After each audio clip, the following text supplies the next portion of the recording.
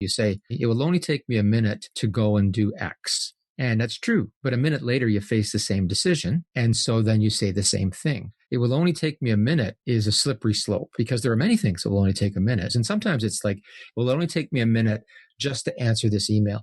Or it'll only take me a minute, just click on that link and see it. And then every time you do it, of course, it's a rational decision. So you feel quite sane. But 3 hours later, you're watching cat videos and how did I get here? Right? And why am I still here? ADHD Rewired, episode 90. This is the show designed to help those of us who have really good intentions and a slightly wandering attention. My name is Eric Tivers. I'm a licensed clinical social worker, coach, and consultant. We know that starting can be the hardest part, so let's get started. But first, let me thank our sponsors. Support for this podcast comes from Audible. For a free audiobook download, go to erictivers.com/audible for a link for that free download and for some hand-picked recommendations. Go to erictivers.com/audible for your free audiobook download. I know how much you like to plan ahead. It was a joke. If you're interested in the ADHD Rewired Winter Coaching Group, you can let me know at coachingrewired.com. That's coachingrewired.com. We begin in January. Welcome back to another episode of ADHD Rewired. I am thrilled to have in the virtual ADHD Rewired studios, Dr. Tim Pitchell.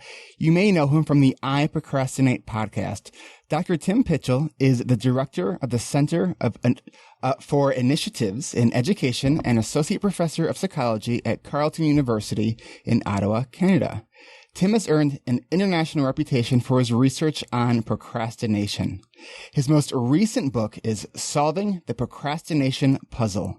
You can learn more about his research at procrastination.ca and listen to his I Procrastinate podcast on iTunes.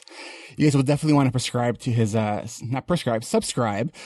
You don't need a doctor to listen to it.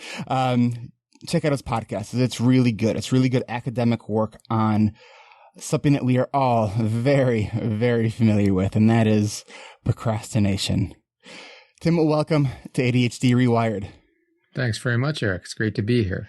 It's great to have you. And I have to, I want to just kind of start the episode by saying I'm sorry that I procrastinated in getting myself prepared for this. And I figured, there's no better person to kind of dissect that with than you, because my listeners know that I can be very vulnerable on the podcast and share all of my challenges that I have with procrastination. But let's kind of begin by, I'd love for you to share what your definition is of procrastination. Sure. But just before I go there, let's take a half a second and talk about that example, because you're wearing, as the religious might say, the hair shirt. You're beating yourself up for thinking you procrastinated on the preparation when you may have delayed the preparation past when it was ideal. But, procrastination has a certain flavor, and this will tie into that definition.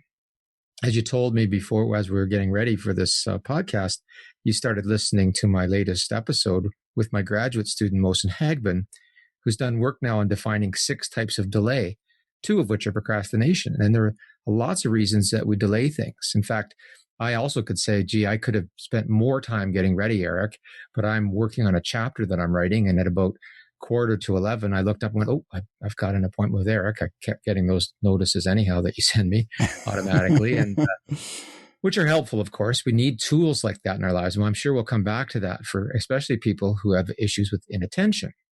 But in any case, we can always beat ourselves up for what we think is the most timely pursuit of our goals. But there's an optimization issue here too. So I'm not convinced yet that you are procrastinating, but maybe when we get into the definition, it might help. So procrastination is a certain form of delay. And I'll tell your listeners right off the bat, there's no upside to this. So I don't buy it at all that, sometimes procrastination is good. No, sometimes you luck out and your very self-defeating delay doesn't hurt you like you thought it might. But procrastination is a voluntary delay of an intended act. And then what I mean by that is it's voluntary in so much as no one is making you delay.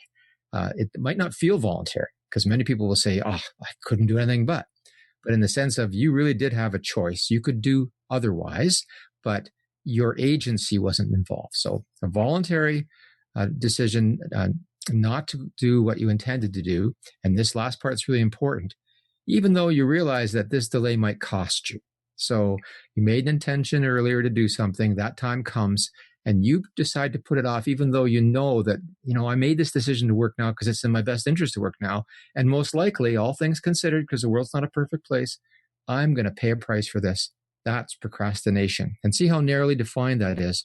There's all sorts of kinds of delay, but this kind of delay has a negative part of it right from the beginning. It's a delay that you, to your best of your knowledge, know this is not in your best interest. So that's the definition, Eric. Okay, so here's what I'm thinking as I'm listening to that. So as someone with ADHD, that sometimes it does feel like the procrastination is not voluntary. It's I look at it as when you're thinking about all the things that you need to do and you're then posting things on Facebook and doing all the other things that are not on your priority list. Mm-hmm. I look at it as executive dysfunction. Well, yes, and there's no doubt that there's a paper that the most recent paper there are very few that relate ADHD to procrastination, which is surprising. But yeah, I am a bit surprised too. I think we'll see more of it. This last one was published in 2014, about a year ago, in the International Journal of Methods in Psychiatric Research by a couple of researchers from the Netherlands, and they demonstrated that inattention is the big correlate. So, there's more than just inattention to ADHD, but when you controlled for all the elements of ADHD, the only one that emerged as a correlate of procrastination was inattention. So certainly there's times when you should be attending to one task, but you're attending to other things. So you're doing your email or updating your Facebook page or doing something on social media. But I have to back it up a bit before we get there. I said it a moment ago that right now I'm writing a chapter for an edited book that we're putting together. And so listeners of podcasts, that book might well be long published by the time you hear that, but that's the way podcasts go. Can you share the name of the book? Yeah, it's called Procrastination, Health and Wellbeing. Okay. And it's published by Elsevier. So it's due to be published in early 2016, I would think, maybe late 2015. But the chapter I'm writing is about emotional regulation. And really, this is the most important piece that I've ever written, because I'm finally articulating in a formal way what procrastination is. And that is, it's an emotion regulation strategy. It's an emotion-focused coping. And I've said that forever on my podcast, but now I'm putting that into a scholarly format and using other research to clearly demonstrate that we give in to feel good. Now, that's not my expression. That's actually Diane Tice and Ellen Bratlaski, a couple of researchers who, in conjunction with Roy Baumeister out of Florida State University, have done tons and tons and tons of research on self-regulation failure. But where does the self-regulation failure come from? Well, it comes from the primacy or priority of mood repair. So let me say that in a different way. I face a task I don't feel like doing, and those are the things we procrastinate on. Mm-hmm. So I've got something in front of me that I can't articulate necessarily what emotions I'm feeling, but they're not pleasant. In fact, most of this is happening non-consciously or even subconsciously. So I have this immediate visceral reaction. You could say that my limbic system, my brain just lights up, like, I don't want to do this. And then what happens then is the reason we procrastinate isn't because we're inattentive. And it's not because we're impulsive. It's because we want to feel good now. There's a basic hedonic purpose we have. Like we want to feel better now. And so if I'm more inattentive and more impulsive, I might be at more risk for this, because the moment I go over to Facebook, I go over to Facebook just to feel better right now, I never go back, right? So if I have ADHD, I'm at a bigger risk for staying there, let's say. Because it feels good there. Losing myself. But I think it's really important to note that the inattention or the impulsivity is not the cause of procrastination. Now, interestingly, even in this article, these authors want to say, maybe it is the reason we procrastinate. Absolutely not. The reason we procrastinate is because we want to feel good now, and it's a way to do that. We avoid the thing that's making us feel bad, and we do something that makes us feel better. Now, if we're impulsive, we're liable to do that more quickly. And if we're inattentive, we may never come back. So I think that's probably the most important thing I'm going to say today is that, if you have ADHD, you're not destined to procrastinate, but you have a propensity perhaps to stay lost there or to do so more impulsively. But all of us have the same basic desire to feel good now. So I definitely think there's a part of that, we don't like to feel anxious or overwhelmed. So we avoid the things that are going to make us less overwhelmed and anxious, which make us feel better, except that task is still looming. But I also think with ADHD, another area of procrastination or function or cause of procrastination is we don't know what that first step actually is. And so I'm curious because I know that your work doesn't focus specifically on ADHD. It's on procrastination across just the population. So what do you find? Do you find that correlate coming up in the typical population of not knowing what that first step actually is? Well, I'm glad you added that last piece because, yes, I was going to say that we have a lack of research that's about ADHD and procrastination. But I can tell you that almost everyone says, I don't know where to start. That's the problem. And so I will, as many productivity experts do, don't worry about that. Start in the middle then. Just find something to start on. And I don't always believe that too. I'll have to back up and say that we think we don't know where to start because we're, quite frankly, overwhelmed with emotions. And when you have a lot of emotions, you don't think clearly. What about being underwhelmed with emotion? Oh, well, one of the negative emotions associated with procrastination or an aversive task is boredom. So, yeah, but that is absolutely. I usually refer to boredom with ADHD as a capital B boredom. Like it's a truly unpleasant state. It is an unpleasant state. So we want to escape it. Same principle. We want to escape that. But any strong emotion we feel makes it very difficult to process information. As you said, our executive function. If you want to think about a very basic and it's over typified and perhaps oversimplified, but so you have the limbic system on one hand, this emotional brain, and the prefrontal cortex on the other. Now we know the limbic system is really fast, and so we quickly feel bored, and then that doesn't allow us to recruit the prefrontal cortex or executive function. And so interestingly, mindfulness meditation research has shown that one of the things that mindfulness meditation does is it actually shrinks the size of the amygdala, part of the limbic system, so that maybe we're not as emotionally responsive. And it actually degrades the connections between the prefrontal cortex and the amygdala so that it's not so quick to downregulate or make it difficult to access the prefrontal cortex. So sure, boredom, because the capital B is a negative emotion. And if when I'm experiencing it, I want to escape it. And before I can even kick into gear, the prefrontal cortex, it says, stay put. Let's use a strategy. I'm gone, right? I've left. I'm on Facebook or Instagram or whatever your favorite social media is, or I've literally just walked away, right? I'm procrastinating. Are you familiar with Dr. Thomas Brown's work out of Yale? He has a book called Smart But Stuck. And he talks a lot about this, one of his focuses is the role of emotions in ADHD.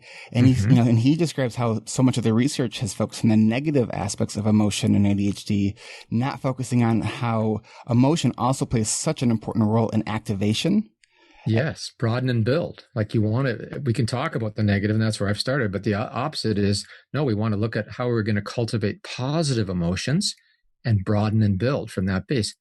Another way I look at it, because I'm not going to speak to Brown's work specifically, but instead, a fellow named, wow, I can't believe his name has escaped me right now. The Courage to Teach, Parker Palmer. That's a book. And if you're a teacher and listening to this, you'll love this book, The Courage to Teach.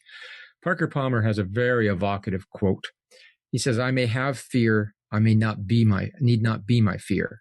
I may have fear. I need not be my fear because I can work from some other part of my inner landscape.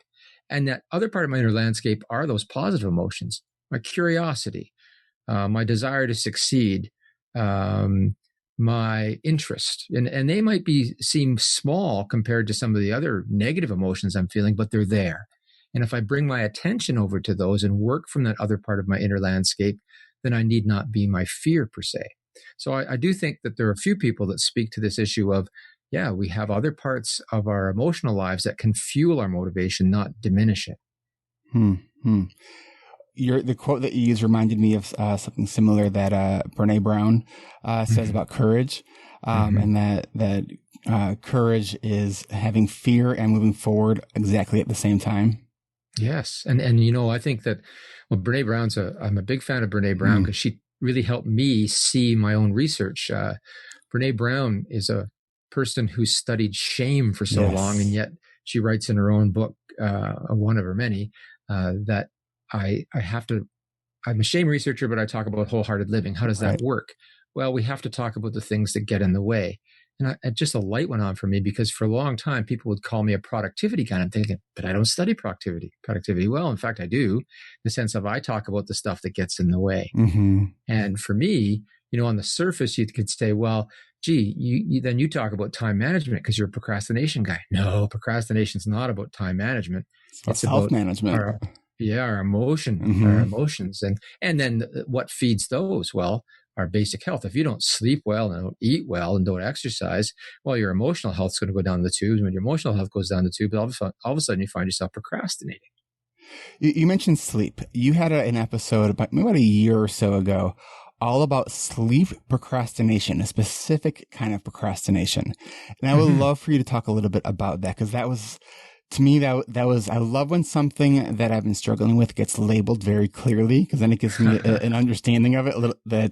I have this real bad case of, I call it one more thing-itis. Yes. My wife hates that term. It's interesting. She really doesn't she feels the opposite of you, giving a term to something that she doesn't think is an issue. Maybe it's because she does it. Sometimes those are our buttons. But Joel Anderson is the lead on a research project at Utrecht University. And you can, if you were to Google sleep procrastination and Utrecht, you'd find this whole team there. And you can also find a link to it from my I Procrastinate podcast episode. But sleep procrastination is what it sounds like. Many of us procrastinate on going to bed.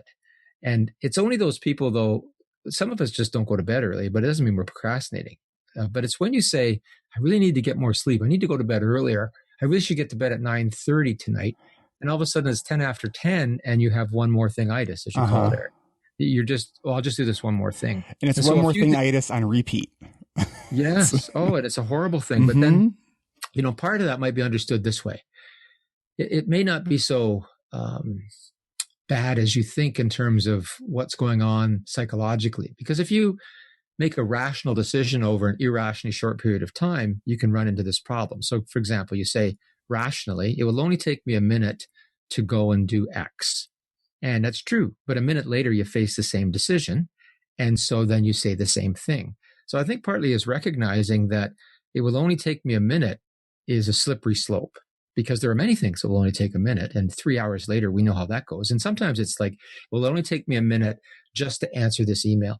Or it'll only take me a minute, just click on that link and see it. And then every time you do it, of course, it's a rational decision. So you feel quite sane. But 3 hours later, you're watching cat videos and how did I get here? Right? And why am I still here? So partly it is that just that really mundane, rational decision over irrationally short periods of time. But on the other hand, you got to look at, well, what's fueling that? And it may be that some people have some really interesting psychodynamic explanations of it. Like, you don't want the day to end. There's a finality to going to bed today. That's the end of the day. I'm not going to get anything else done. I have to accept that. Or I just don't want to make that transition. Some of us have difficulties with transitions. Julius Kuhl, a German psychologist, calls these state-oriented people. They have a tough time going from one state to another state. That would describe me. What's that? So that would describe me. Well, yeah, and it describes lots of people, because that's a basic personality distinction. So you add, you're a state-oriented individual who says it'll only take me a minute, and you have this existential thing going on with kind of defining this is the end of my day, and you've got the perfect storm for bedtime procrastination. So, and here's where I struggle with it, and maybe you can provide some insight. So I'm very, very much aware of how much the lack of sleep will affect my productivity the next day. Very much aware of it. Mm-hmm.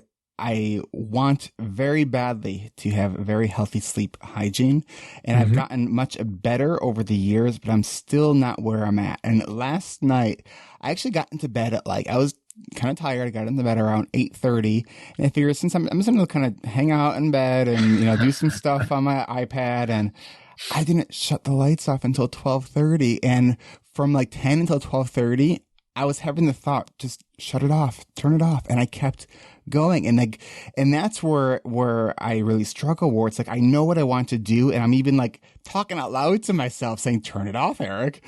And it Mm-hmm. really feels neurological. But then I also wonder, how much is it neurological? How much of it is just really ingrained habits that are very difficult to break?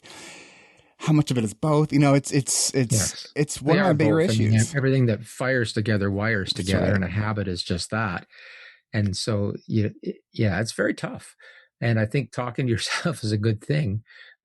We can try to make things that we want to accomplish more difficult for us to do. Like if your iPad was across the room, we are kind of lazy as a species, and I'm not going to go walk across the room to get that, right? So, and that's the kind of thing where the people who don't get up with their alarm, they keep hitting the snooze button. The pre-commitment device that everyone talks about is, well, put your alarm clock on the other side of the room. You have to get up to hit the snooze button, and once you're up, you're up. So likewise, you could turn that around. And the same guy that talks about sleep procrastination, Joel Anderson, talks about this in terms of chutes and ladders. Create a chute for the things that you want to do, and create a ladder for the things you know you're going to do. And you got to harness your better self when you've got that commitment and reserve of willpower to make those decisions, make a pre-commitment to make it hard for you. But then there's always the possibility of second order procrastination. You actually procrastinate on doing that. And part of it is because we don't want to, right? Mm-hmm.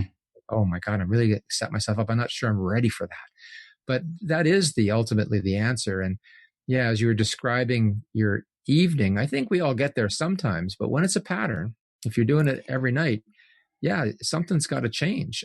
If one night you decide you went to bed early and ended up watching something, that's maybe exactly what you needed. It was part of your whole coping response, just some downtime for you. But if it's a pattern every night and you're not getting enough sleep, Mm-hmm. well, yeah, you have a problem. Yes, I have a problem.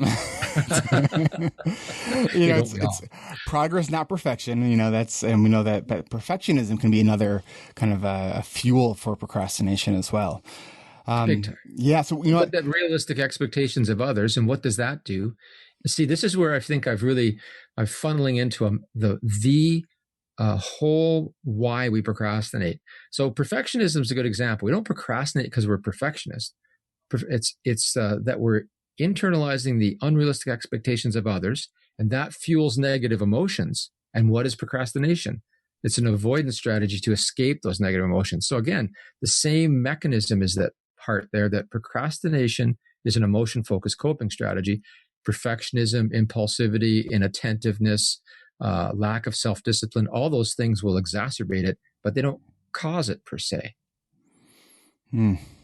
I love the academic kind of operational explanation of all this, because I think it does help. It's when we think about, okay, what is this thing that we call procrastination? We have to have a clear understanding about what this actually is, so we know Yes. what we can actually do about it, and it helps us really kind of think about where do we focus our attention when we are struggling with areas of procrastination. Yeah, the first step. And you said, people always have a problem with defining that first step. I just said, let's get started somewhere on this. It's funny, just, as we were getting warmed up here and you were doing some adjustments, I checked my email, and one of my students who just finished her MA with me and did some delightful work on present self and future self, she said, I just attended some yoga classes, and I should pull the email up here because it's just so perfect. She wrote, oh, where'd it go? I probably deleted it. I did. She wrote that she just attended some yoga classes, and there was the same sort of spirit of my mantra of just get started. And that is so crucial to what I think is going on, and what we have to think about with procrastination is that once we get started, it changes completely. Yeah, the Yoga Sutra, hi, Tim, I was at a meditation workshop this weekend and we went through the 5 yoga sutras. The third one is, when the time is on, start and the pressure will be off. Reminded me of your mantra to get started. Big time, right? And I wrote back to her and said, indeed, I have some strong major influences from Eastern traditions in my personal background. So, for example, one of my favorite stories has to do with the monk, actually he's a novice seeking enlightenment. And most of us in life seem to be seeking some sort of enlightenment. And so this novice went to the monk, the headmaster, and said, what do I do to achieve enlightenment? And the monk said, have you finished your rice? And he said, yes. And he said, then wash your bowl. And I've hung on to that story all my life. I've learned that as a teenager because it's so profoundly important about how straightforward life is in so many ways, that you finished your rice, then wash your bowl. With procrastination, I'll feel more like it later, or I don't feel like it. And it's incredible what we do. There's this big resistance. And when we can let go of that resistance, not only do we stop procrastinating, but we actually own our lives in a profound way, in a very enlightened way. So that's what kind of keeps me hooked on this topic of procrastination, that it's not simply understanding even emotion-focused coping, it's getting on with life itself, right? And that's kind of this notion of enlightenment. Yeah. Well, Tim, I typically don't like to do my dishes and wash my bowl, but we are going to take a quick break to do that, because that's the next thing on the agenda. So we'll be right back. Audible trial.com/ADHD rewired for your free download. Trial.com/ADHD rewired. Trial.com/ADHD rewired. Go to audibletrial.com/ADHD rewired for your free audiobook download. Before we get back to today's interview, let's check in once again with Ryan McRae, the ADHD nerd. Hi, my name is Ryan McRae, and I'm the ADHD nerd. When there is something I'm loath to accomplish, like doing the dishes or vacuuming, paying my taxes, I set a timer. Now, I know what you might be thinking. We've heard the timer thing. You set a timer for like 20 minutes, and during that time, you just work, and when the timer goes off, you can do whatever you want, eat some Cheetos, whatever. It's a tried and true strategy. But what I'm talking about is something you actually truly despise. You see, you set the timer for only 3 minutes, and if that timer goes off without you starting whatever you don't want to do, well, the world ends. That's right. That's the kind of power you wield. So watch that timer count down, and we are counting on you to scrub that toilet, or it all goes kablooey. Builds up tension, anticipation, and a bit of silliness to get the job done, or at least started. You can fold laundry today and save the world. That's it. That's my strategy for a little bit of procrastination. I'm Ryan McRae, the ADHD nerd, and now back to the show. That was Ryan McRae from the ADHDnerd.com. Ryan, you're such a nerd. All right, we are back with Tim Pitchell, the doctor of procrastination. Is that what people call you? Oh, sometimes. Yeah, Dr. Procrastination. I like it. Do you like it? Yeah, I suppose. That was very non-committal. Well, because doctor's a funny word. I have a PhD. I'm not a medical doctor. I think that has that connotation. I'm not a psychiatrist. I prefer professor, and my favorite is just Tim, right? I like it. All right. For a long time. All right, Tim. Yeah. So we were just kind of talking about getting started, and you used a 4-letter word that I think in the people with ADHD, it's one of these subtle, I think, shame words. And that's the word just.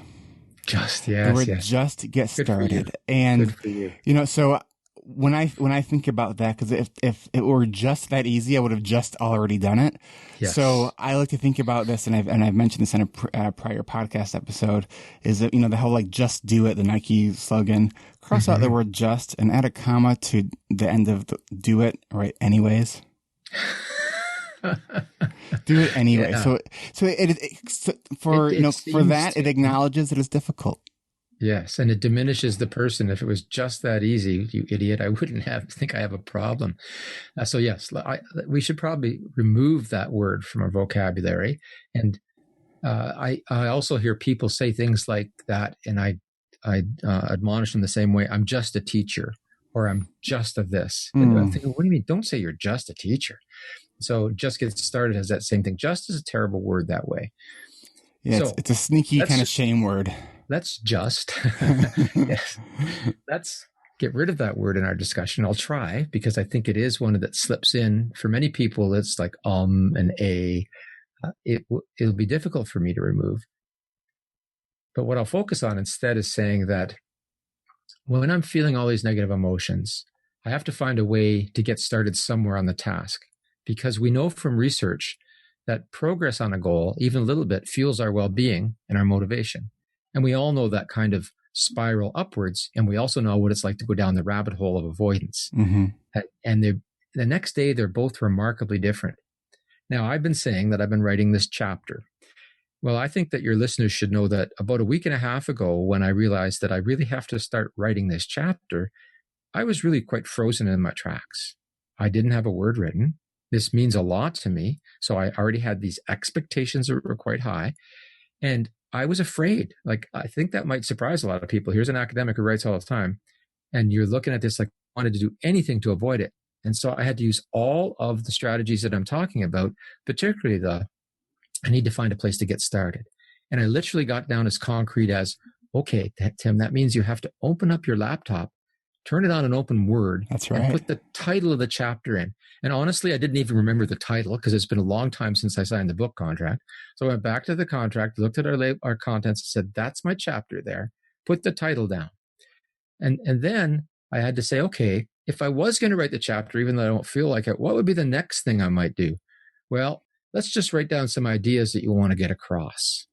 And that is what I'm talking about. And I didn't know where to get started per se, except for the fact that, well, I needed my laptop open. And then I thought, well, I need the papers that I'm going to refer to. So let's pull a few of those out and let's get them out. And I could start by reading one of those papers, the one that I'm going to start with. So I really do use these techniques myself. It's not like Dr. Procrastination doesn't feel like procrastinating. That's simply not the truth. Well, that's the same for you and I. Then it's I have ADHD and I coach people and work with in therapy with people with ADHD. It's like I'm not saying I'm free of the challenge that you're having too. We make the best coaches, right? Because we know what it means to struggle. Like if you're really good at something, you're the worst teacher because you look at someone and go, "Why can't you do that?" That's right. Oh, it's so true. It's so true. Let's see. You mentioned something earlier which made me think about the idea of visualization, and we know like Stephen Covey's work, how he talks about begin with the end in mind. And when I first, and I think his work is great, but when I first heard that concept, I was like, "Oh, that's great.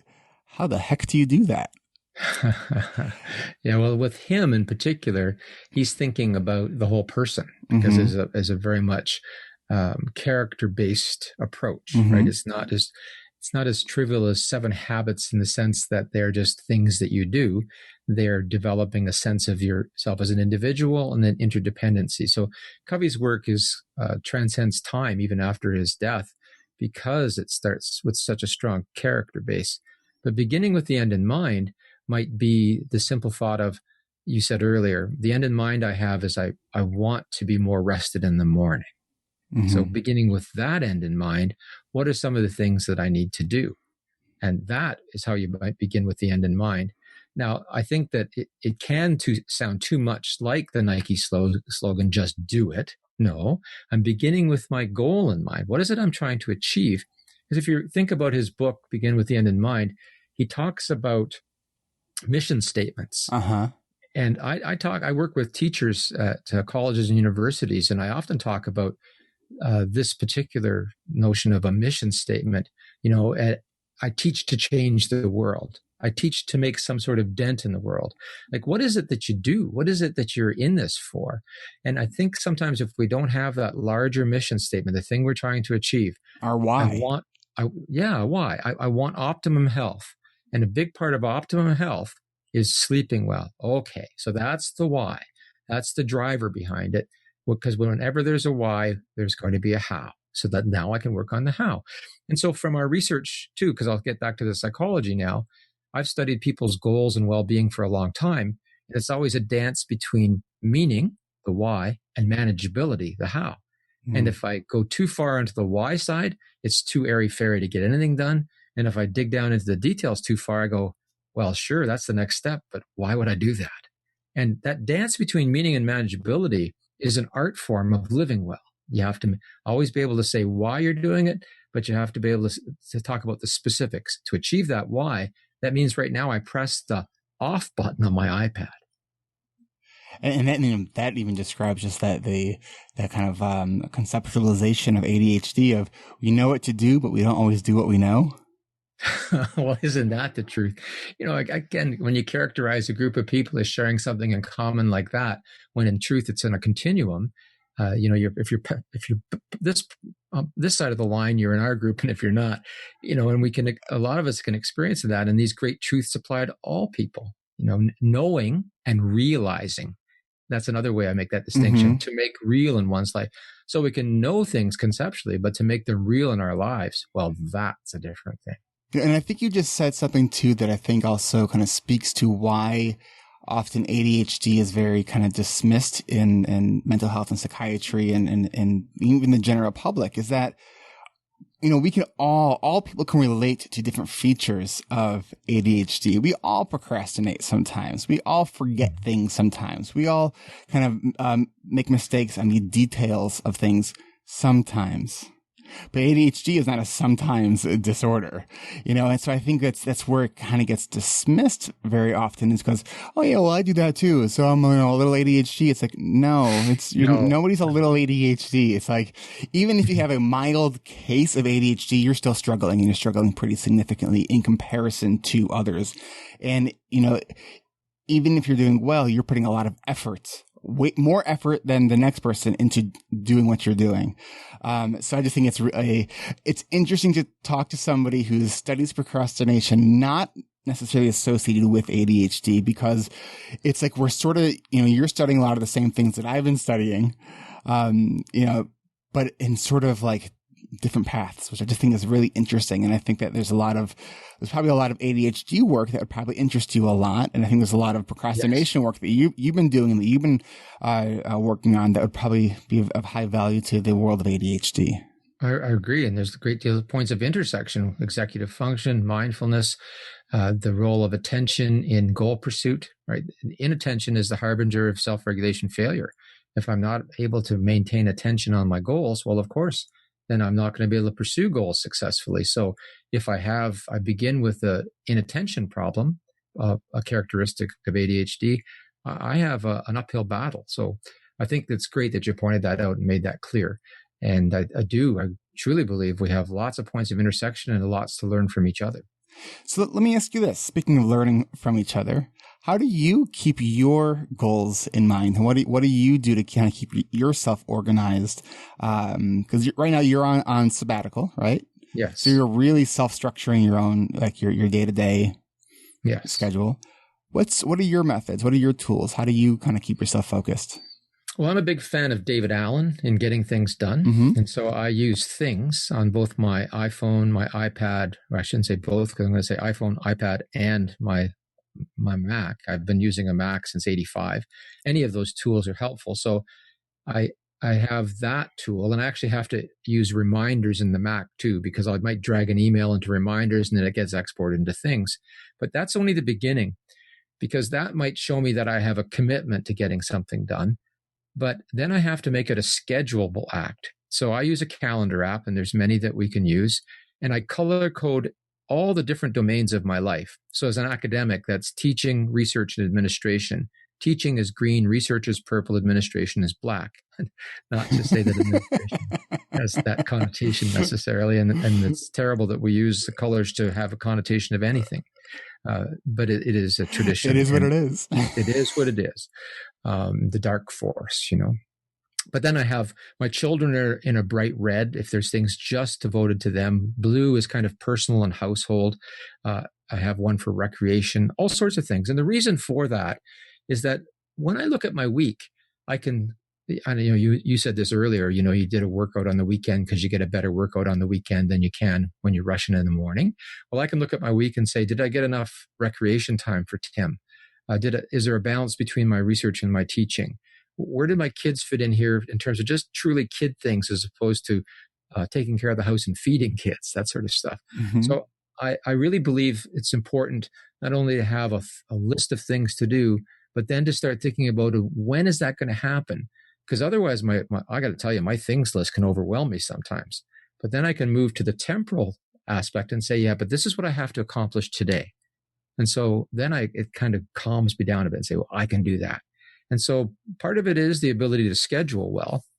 That keeps me afloat. And you're absolutely right on sabbatical. I'm the master of my own fate, but that's pretty much the case most of the time. I just have some teaching and admin work thrown in there. But I drive myself very hard. I think if most people saw my schedule, they I guess they wouldn't be surprised that I fall asleep rather easily at the end of the day because I'm just beat, right? So those are things I use, Eric. What was the calendar app that you use? Oh, I think it's on my Mac. It's just the calendar app that comes with the Mac. Just the native calendar app. I think I might use WeekCal on my iPhone. I've tried a bunch of them, and I think one of the reasons I'm using the one I'm using now is I get to keep the month up top, so I can kind of have a quick glance at the month and then what I'm doing during the day.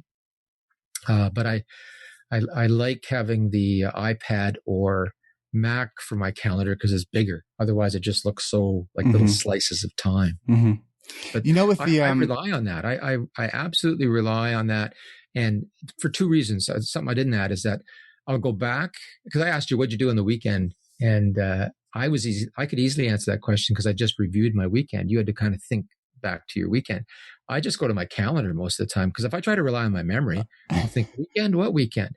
But I could scroll over with what day is it, right? Yeah, that's it. When it happens, but I could use a 4-finger swipe right now, and I could tell you pretty much half hour by half hour what I've done on the weekend.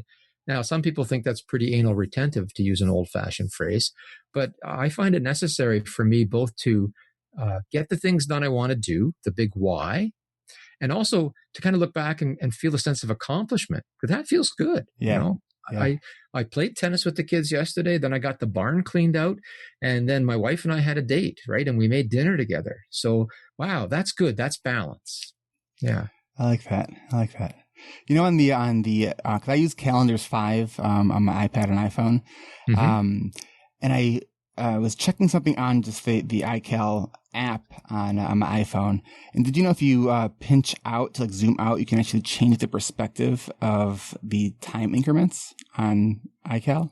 Oh, I didn't know. Yeah. So which was kind of neat. So it can show you if you have something that's like a 5-minute thing that you schedule. Because what I usually do if I see something, I've transferred this now for the second week onto my to-do list. I haven't gotten this done. That now delegates it to a self-appointment that gets added to my calendar. And that's something that works for me. But if I have things that are back to back, I need to be able to see how much time I have in between. And so I discovered that will allow me to do that. So that was I think that's an interesting tweak. And I think that there's a lot of focus on apps right now and how they can help us. I think we'd be naive not to put up the other side of it, which is a lot of procrastination happens more easily when we just drag and drop things. So, yes. This is going to happen Tuesday. No, I'll make it happen Wednesday, Thursday, and Friday. And really what we're saying is I'll feel more like it tomorrow. Mm-hmm. So we get to the same places where we started, is that you're not going to feel like it more tomorrow if you don't feel like it today. 99% of the time. There are some times that might be true. Let's say, for example, this morning I needed to pick up about a ton of wood pellets for my pellet stove. And I really had to think, I know I'm whooped from cleaning the barn yesterday. I will feel more like it tomorrow because I'll have one more day of rest. So, there is a reality to when I'll make a decision to put something into the future. But 99% of the time when I say I'll feel more like it tomorrow, I'm just giving myself permission to procrastinate. And there's a recent book by Rory Vaden, the Procrastinate on Purpose. Oh, really? Have you read that? No, but I hate the title already, Eric. Because you began talking to me about my latest podcast, which has to do with my doctoral students who define six kinds of delay. To procrastinate on purpose is called an oxymoron. Mm-hmm. It's the same as terms of active procrastination, which is in the research literature now, which I'm doing my best with a couple students to just completely annihilate. Because there are other forms of delay. To procrastinate on purpose is to delay, right? Quit taking a bad word and making it something it's not. But I get the spirit of it, which is, sometimes you should put things off. Absolutely. Yeah. Delay. And in his book too, he does talk about, the kind of what you were talking about, how like, if you can do well at sort of that last minute, then that's intention. And so it's not considered procrastination. No, if I say, you know what, I can wrap that up in a couple hours the night before, and plus I'll probably use my time more effectively because I know if I start on it now, I'll spend way too much time on it. That's just the outcome of practical reason. Like I'm just smart. So it's not procrastinating on purpose, it's delay. And I think once we get to a point where we can say, gee, all these kinds of delay happen in my life, and this one flavor of delay is really self-defeating. Now I think I'll work on that. Yeah. Okay. We are getting near the end. So I just have a couple more kind of quick questions for you. Sure. One is, would you be willing to share an item that has been on your to-do list for way too long that you've been procrastinating on? Yeah, for sure. Let me see. Well, that book chapter was for quite a while. Updating my website, as you and I joked about earlier. Partly, and then it's a tough one because partly it's because it's not that high a priority. And so lots of times it's just purposeful delay. It's not like I think there's a terrible outcome, but I'm sure the website might be better regarded if I got there and fixed it up. So that's something I've been procrastinating on. I love that you said on the most recent episode of your podcast about stop emailing me, letting me know my website's out of date. I know it's out of date. One time it was a leading one. I was on the web when most people weren't on the web. I started podcasting when podcasting was just born. So I like technology, but I won't let it run my life. Let me see something important. Oh, there's a tree in my yard that I should cut down. But again, part of it, whether it's procrastination or not, is that will it necessarily be worse off for the delay? If this tree was going to hit my house, then I'd think, well, this is horrible, but this tree won't hit my house. There's like zero urgency to it. That's right. And even importance, like it probably will stand there for a decade yet because it's just the way these old elms go. Something else that I procrastinate on. I have to admit that I don't procrastinate too much anymore simply because I have such insight into what that means in my life. And I'm probably more bothered by that as a personal failure than most things because I think, Tim, how can you do that? Sometimes I'll procrastinate on my own exercise because that's a kind of a thing that, you've got to do. But even that, sometimes it just gets pushed off because of other priorities. It's not so much that I'm saying I don't feel like it, I don't want to. It's like, I'm going to go do this right now because it's more urgent and it actually is more important. But that's a slippery slope too, because health, you can't kind of catch up on exercise by exercising a lot more one day. Yeah. So I see you nodding there. Yeah, we get it. So yeah, I think the biggest ones might be some tasks around the farm that, cleaning out my carriage shed where I keep my tractor and a whole bunch of stuff. Yeah, I wish I'd gotten to that sooner. And I'm just hoping the weather holds this fall so I get to it before the snow flies. Now you're making me thinking about my garage, and I'm thinking about all season that I got to clean it out because it's gotten real bad. Well, that's it. But, we all have stuff like that in our lives. And if we let that fill up our heads, then we really diminish our sense of worth when who doesn't have a basement that could use a clean or a garage or, we accumulate some detritus in our life and it is just that. And I think that some of us end up hiring clutter management experts, and that's not such a bad thing. I mean, they really can help us put a focus on it. But some of that is just an inevitable outcome. And that's why I use detritus. A forest creates detritus that later becomes soil. We end up with stuff around us. Yeah. So, one of the things that we do at the very end of the podcast that I've actually been changing a little bit just because of my own boredom, is capital B, right?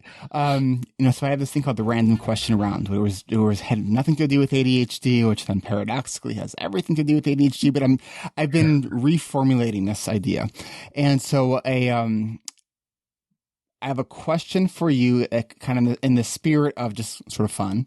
So this is the question that you're about to write a children's book. Okay. And the children's book that you were going to write is about procrastination. Can you give us a synopsis and title of this book? Yeah, the title's already been taken. I don't want to, I don't feel like it. And I wish it hadn't been taken because it comes from my son. My son just had his 8th birthday party on the weekend, but he won't be 8 until next week. And when he was 6 years old, we started discussions of procrastination. And he's so funny. The other day, he had a candy frog. And he said, "Dad, I got to be your son. Watch, I'm going to eat that frog." And for those of you who don't know the reference, Mark Yes. Twain was famous, or people say he said this, but oftentimes people haven't said the things that famous people have been attributed to, or have been attributed to famous people. But Mark Twain has been famed for saying, if your job is to eat a frog, then eat it first thing in the morning. And if your job is to eat 2 frogs, then eat the biggest one first. So my son was showing me he knows how to eat the frog.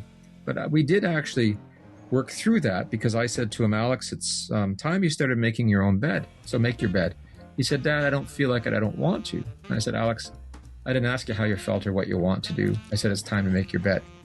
Now, I won't bore your listeners with the outcome of that. He does make his bed every day now. We played a little game to show him how it doesn't take very long to make a bed and to quit making a big deal of it. But I would focus a lot on that in the children's book.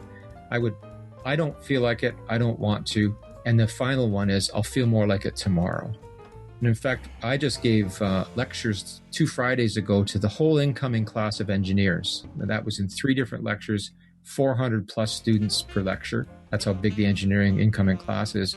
And my first slide was, I don't feel like it. My second slide was, I don't want to. And my third slide was, I'll feel more like it tomorrow. And I basically evoked Brene Brown's notion of we have to talk about the stuff that's going to get in the way. Because these are intelligent young people who have been accepted into a challenging engineering program, and their intelligence is not going to what's going to make or break them. It's that. So I want kids early in life to get past the fact that you're never really going to feel like doing your homework. And when you do, isn't that a great thing? There are days when you might feel like it, but 99% of the time you're not. So my children's book would have stories and a focus on how we have that resistance and what we can do with it and why it's so important. And in fact, that's a book I want to write. Well, if and when you do write that book, let me know, and I'd love to have you back on. Okay. It might be the spring. My publisher certainly invited another book on the heels of solving the procrastination puzzle. I had a focus on young people because I had included a lot of comics that I've developed a comic strip with a friend of mine. But even my own kids say, "Dad, you need to write a book for kids."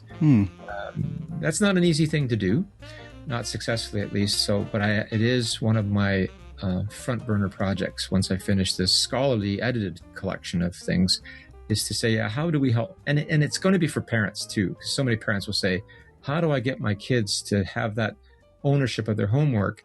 And it comes to that bigger question, Eric, of how do each of us develop a sense of agency in our lives? Mm-hmm. Because I think once anyone becomes their own agent, and this is, going back to Begin with the End in Mind and Stephen Covey's work, that character base, once we develop our own sense of agency, that we're proactive and not reactive, to talk about his second, or even his first habit, then we really are the authors of our own lives. And when we get there, procrastination is not really an issue that's going to cripple us. It might emerge every once in a while, just like eating comfort food will emerge once in a while, but it's not going to be the thing that owns us anymore because we become our own agents. And that's what I want for my own children, as I think most parents do. So if I was writing a children's book, I'd want to foster that sense of agency so they don't get stuck on, I don't feel like it, I don't want to. Well, I might not feel like ending this interview, nor do I want to, because this has been really fun, but I think we have to. It's time. Well, it's been a pleasure talking with you, Eric, and I hope listeners found the things that I've been studying useful in relation to their own explorations of ADHD, and again, from Brene Brown's work, What Gets in the Way. Dr. Tim Pitchell, will you just let people know where they can reach you, and then we'll say goodbye?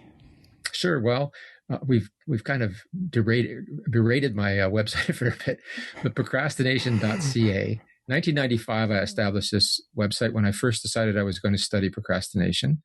And in early 2001, it got updated by some very talented students, but that was 15 years ago.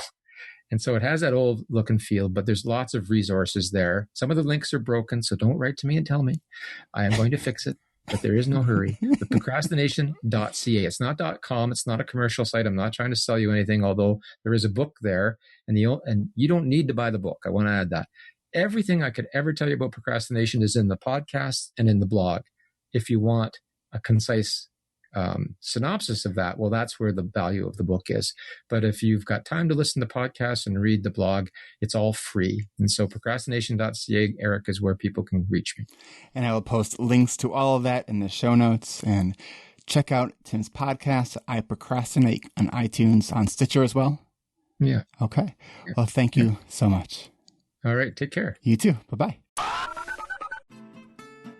Thank you for listening to another episode of ADHD Rewired. And if you're new to the show, welcome to ADHD Rewired. We are more than just a podcast. We are a community focused on learning, growing, and connection. You can see a full outline of this and all other episodes with all the links and other resources mentioned during this interview at ADHDrewired.com.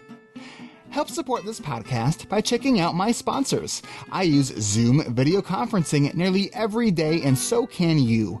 Go free or go pro. But please go to erictivers.com/Zoom so they know that I sent you. And you can get a free audiobook from Audible at erictivers.com/Audible. And next time you shop Amazon, use the Amazon search portal at ADHDrewired.com. A small percentage of your purchase will go to support this show, and it doesn't cost you anything extra. You can also support this podcast by leaving an honest rating and review in iTunes or Stitcher. This really helps other people find this show. And don't forget to hit subscribe so you never miss an episode. Don't just be a passive listener, be an active member of the ADHD Rewired community. We are on Facebook. You can like our page, but please submit your request to join our free and growing community. And don't forget to check your other inbox because I screen everybody before they come into our community. Looking for a coach? If you're still listening at this point and you answered yes, come to my website at ADHDrewired.com and schedule your free 20-minute consultation, or call me at 224-993-9450. Is your school, business, or organization hiring speakers? I provide fun and engaging presentations full of practical solutions that both educate and entertain. Hire me for your next professional development day or corporate training event. Go to ADHDrewired.com/talks. Thanks for listening. I'll catch you next week.